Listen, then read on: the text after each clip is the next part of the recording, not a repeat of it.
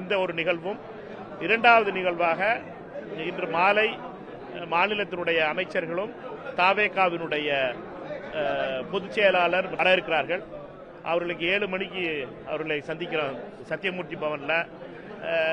நாளை நடக்க போகின்ற கூட்டத்திற்காக 2 நாட்களுக்கு முன்னாடியே பேசுறாங்க.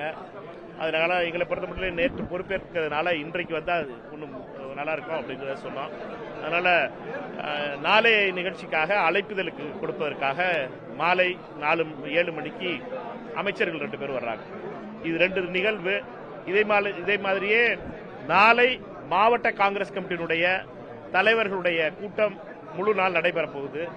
78 மாவட்டத்தினுடைய 2ஆம் தேதி சார், நாளை மறுநாள் சாரிப்பா, நாளை மறுநாள் அந்த கூட்டம் நடைபெற போகுது. நாளைக்கு அந்த கூட்டம் இது இருக்கிறதுனால நாளை மறுநாள் 2ஆம் தேதி சத்தியமூர்த்தி பவன்ல மாவட்ட காங்கிரஸ் கமிட்டி தலைவர்களுடைய கூட்டம் நடைபெற போகிறது. முழு நாள் கூட்டமாக நடைபெறும். அந்த கூட்டம் ஃபுல் டே ரிவ்யூ பண்ண போறோம்.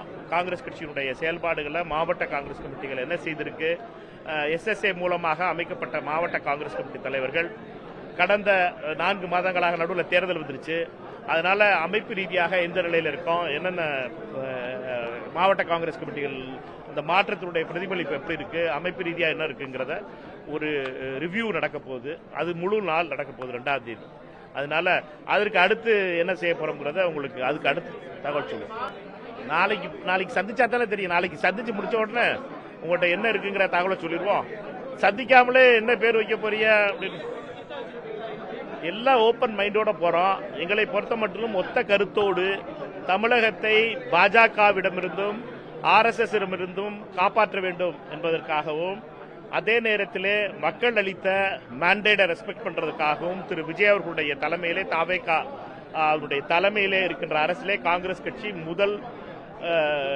முதல்ல சப்போர்ட் பண்ணிச்சு. காங்கிரஸ் கட்சி கேட்டது தலைவர் ராகுல் காந்தி அவர்களிடம் திரு விஜய் அவர்கள் கேட்டது அந்த ஆதரவிற்காக உடனடியாக மதிப்பளித்து உடனடியாக பொலிட்டிக்கல் அஃபேர்ஸ் கமிட்டி மீட்டிங்கை போட்டு உடனடியாக காங்கிரஸ் கட்சி முடிவு செஞ்சது. அதனால எங்களை பொறுத்த மட்டும் எங்களுடைய ஒரே கருத்து என்பது மதசார்பற்ற ஒரு அணி தமிழ்நாட்டில் இருக்கணும், ஒரு முதலமைச்சர் இருக்கணும், ஒரு நேர்மையான ஆட்சி கொடுக்கணும். இது 2 தான் எங்களுடைய முக்கியமானதாக இருந்துச்சு. அதை நாங்கள் அச்சீவ் பண்ணியிருக்கோம்னு நினைக்கிறேன். நான் நேற்று பேசுனது மாதிரி அதுதான். காங்கிரஸ் கட்சியை பொறுத்த மட்டும் 141 வருஷ கட்சி. அதனால இது ஒரு ரிலே ரேஸ் மாதிரி தான். அந்த ரிலே ரேஸ்ல என்னட்டா எங்க 2வது ரவுண்ட்ல சரியா ஓடலையா, 3ஆவது ரவுண்ட்ல சரியா ஓடலையாங்கிறதுல கடைசியா ஓடி ஜெயிக்கணும். அதுக்காக முழு முயற்சி மேற்கொள்ளப்படணும். அருமைக்குரிய சகோதரர் செல்வப்பிரந்தை அவர்களுடைய காலத்தில் அவர் பல மிக முக்கியமான 2 விஷயங்களை செஞ்சு முடிச்சாரு. ஒன்று, காங்கிரஸ் கட்சியுடைய சொத்துக்களை மீட்பதற்காக அவர் எடுத்த முயற்சி, அதே போல கிளை அமைப்புகளை கிராம காங்கிரஸ் கமிட்டிக்கான முயற்சி. இந்த 2 முயற்சியும் மறக்க முடியாத ஒரு முயற்சியா இருக்கு. வரலாற்றில் அது என்றைக்கும் இடம்பெறும். அதே போலவே அனைத்து அழகிரி அவர்களுடைய நேற்று சொன்ன மாதிரி அவருடைய காலகட்டத்திலும் சில முயற்சிகள் நடைபெற்றது. விழுந்து கிடந்த காங்கிரஸை நிறுத்திய ஒரு பெருமை அவருக்கு தெரியும். எலக்ட்ரல் நம்பர்ஸ் எங்களுக்கு கூடினது அண்ணன் அழகிரி அவர்களுடைய காலத்தில் 8 நாடாளுமன்ற உறுப்பினர்களும் 18 சட்டமன்ற உறுப்பினர்கள் கிடைத்தது அவருடைய காலத்தில். அதற்கு முன்னால பெரும் வீழ்ச்சிக்கு பின்னால அண்ணன் திருநாவுக்கரசர் அவர்களும் அருமைக்குரிய சகோதரர் மறைந்த EVKS அவர்களும் கடும் உழைப்பால் காங்கிரஸ் கட்சியை எந்திரிச்சு நிப்பாட்டினதுங்கிறது ஒரு மிகப்பெரிய வளர்ச்சி. அதனால இதெல்லாம் காலகட்டங்கள், ஒவ்வொரு காலகட்டத்திலையும் ஒவ்வொரு சேலஞ்சஸ் இருக்கு. இப்ப நாங்க வந்திருக்க காலத்துல கூட்டணியில அமைச்சரவையில் இருக்கோம். 59 வருஷத்துக்கு அப்புறம் பெரும் கனவு எங்களுக்கு நிறைவேறி இருக்கிறது. சரிப்பா, கனவு நிறைவேறி இருக்கு. அந்த கனவை 2 அமைச்சர்கள் இருக்காங்க. இருண்ட கண்ணு மாதிரி 2 அமைச்சர்கள் இருக்காங்க. அவருடைய செயல்பாடுகள் ஒவ்வொரு காங்கிரஸ்காரர்களுடைய மதிப்பையும் மரியாதையும் உயர்த்தக்கூடியதாக இருக்கும். எங்களுக்கு முழுமையான நம்பிக்கை இருக்கு. 2 அமைச்சர்களும் காங்கிரஸ் கட்சியுடைய பெயரையும் மரியாதையும் காப்பாற்றுவார்கள்.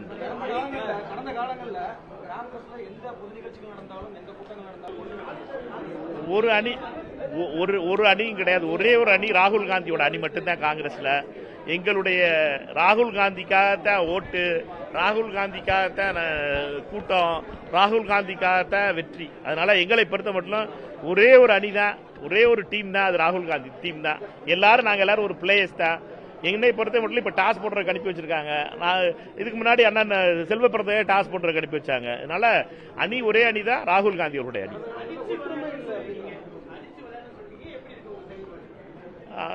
அடிச்சு விளையாடுறதுங்கிறது நான் வந்து என்னன்னா, நாங்கள் தைரியமா எங்களை பொறுத்த மட்டும் எந்த ஒரு தயக்கமும் இல்லாமல் எங்களுடைய கருத்துக்களை எடுத்து சொல்வோம்.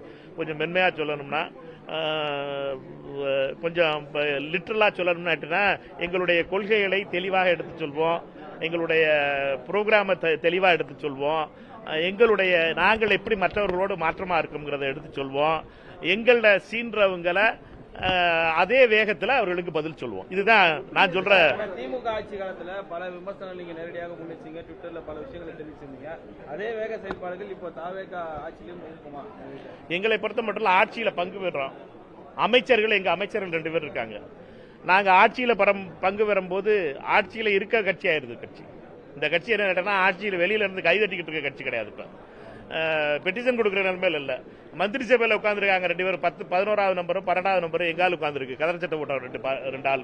அதனால என்ன அவர்களை பொறுத்த மட்டும் அதனால அந்த பொறுப்போடு மக்களை வந்து தமிழக மக்கள் வந்து அவ்வளவு ஏமாளிகள் கிடையாது. அமைச்சரவையில் இருந்துட்டு நாங்க ஏதாவது பேசிக்கிட்டு இருந்தோம்னு வச்சுக்கோங்களேன், அது செய்யவில்லை அரசு இது செய்ய வேண்டும், இது செய்வது தவறுனோம்னா நீங்க அமைச்சரவையில் இருக்கீங்கப்பா என்ன காமெடி பண்ணிக்கிட்டு இருக்கியான்னு கேட்டுருவீங்க நீங்களே கோவப்பட்டு. அதனால அமைச்சரவையில் இருக்கும்போது எவ்வளவு பொறுப்புணர்வோடு இருக்கணுங்கிறது நாங்க ஒரு ஆளுங்கட்சியா இருந்த கட்சி, இருக்கின்ற கட்சி பல மாநிலங்கள்ல இவ்வளவு வருஷம் இந்தியாவில் பல கூட்டணி கட்சிகளை கூட்டணி அரசுகள்ல பங்கு பெற்ற கட்சி, நடத்தின கட்சி, லீடு பண்ண கட்சி. அதனால எங்களுக்கு வந்து அந்த பேட்டர்ன் தெரியும். அந்த டீலர்னிங் ப்ராசஸ் தான் காங்கிரஸ்ல, தமிழ்நாடு காங்கிரஸ்ல ரொம்ப முக்கியம் நினைக்கிறேன்.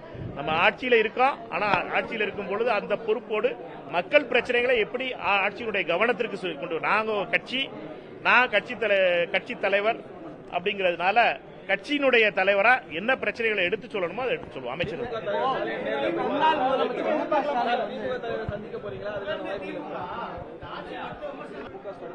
ரெண்டு விஷயம் அது நேரத்துக்கு பதில் சொல்லிட்டேன், திருப்பி சொல்றேன்.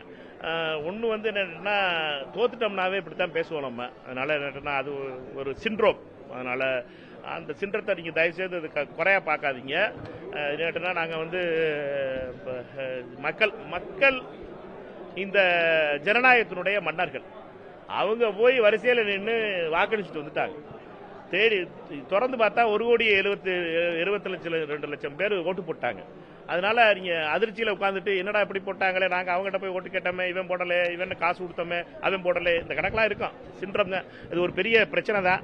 யோசிச்சு முடிவு பண்ணட்டும். அதை பத்தி நம்ம ஒன்றும் சொல்லலை. 2வது கேள்விக்கு, தேர்தல் வரும். 3 மாசத்துல தேர்தல், உள்ளாட்சி தேர்தல் வரும். 6 மாசத்துல இடைத்தேர்தல் வரும். 3 வருஷம் கழிச்சு பாராளுமன்ற தேர்தல் வரும். ஜெயிக்க போறது யாருக்குன்னு இதான கேள்வி. தேர்தல் வரும், ஆனா ஜெயிக்க போறது இந்த கூட்டணியா இருக்க போகுது. இந்த கூட்டணி ஏனென்றால் மிகப்பெரிய அளவில் ஊழல் லஞ்சம்ங்கிறத இந்த கடந்த 45 நாட்களில் மிகப்பெரிய அளவில் குறைக்கப்பட்டிருக்கு அப்படிங்கிறது ஒரு பெரிய விஷயமா மாற்றமா பார்க்கிறோம். அதே மாதிரி அப்ரோச்சுங்கிறது, இந்த கவர்மெண்ட்டுடைய அப்ரோச்சுங்கிறது மாறி இருக்கு. ஊழல் ஜீரோ டாலரன்ஸ் ஆன் கரப்ஷனுங்கிறது வந்து தமிழ்நாட்டுக்கு புதிய மேட்ரு. தமிழ்நாடு வந்து ஏறக்குறைய 40-45 வருஷங்களா ஊழல்ல வந்து அந்த கட்சி 7% இருந்தாங்க, அடுத்த கட்சி 9% ஆக்குனாங்க, அதுக்கு அடுத்து 12% ஆக்குனாங்க, அதுக்கப்புறம் 18 ஆக்குனாங்க, அதுக்கு அடுத்து 26 ஆக்குனாங்க, 26ல இருந்து 34 ஆக்குனாங்கிற அந்த ஃபாஸ்ட்ல போயிட்டு இப்ப திடீர்னு மீட்டர் டவுன் ஆயிருக்கு. அதனால மீட்டர் டவுன் ஆன உடனே தமிழ்நாட்டில் மாற்றம் மிகப்பெரிய கீழே உள்ள மக்கள்கிட்ட பேசும்போது மிகப்பெரிய நம்பிக்கை தெரியுது. அதுதான் மிகப்பெரிய மாற்றம் நான் நினைக்கிறேன்.